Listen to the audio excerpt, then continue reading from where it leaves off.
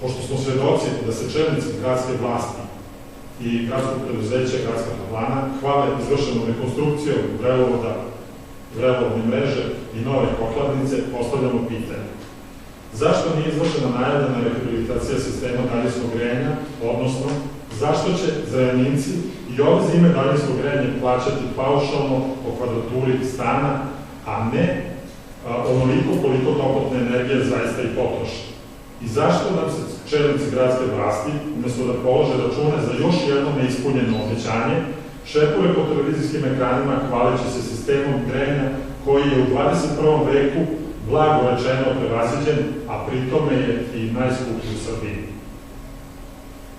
Posebno zabrinjava činjenica da je Srbijagas već podneo zahtev Republici Srbije za povećanje cene gasa, što će direktno ugroziti životni standard građana, a kako stvari stoje, mnogim građanima će ugroziti i zdravlje u toku predstojeće zime.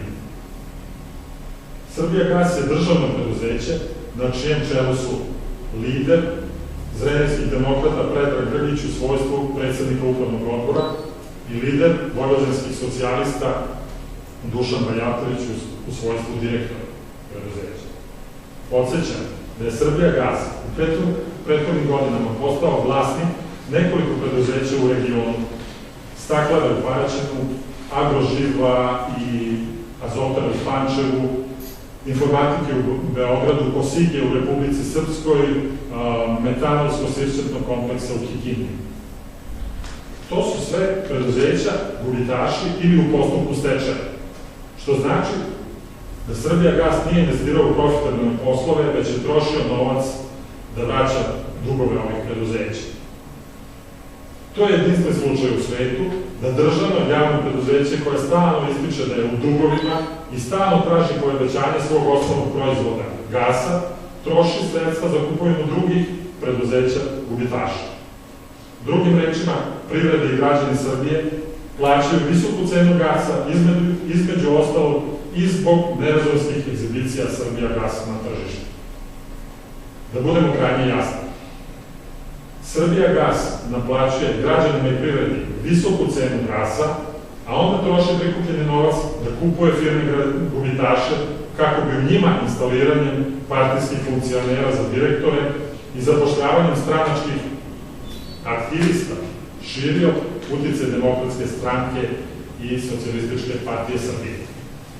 Treba istaći i da se novac koji građani izdvajaju za gas troši i za visoke naknade funkcionera Srbijagasa.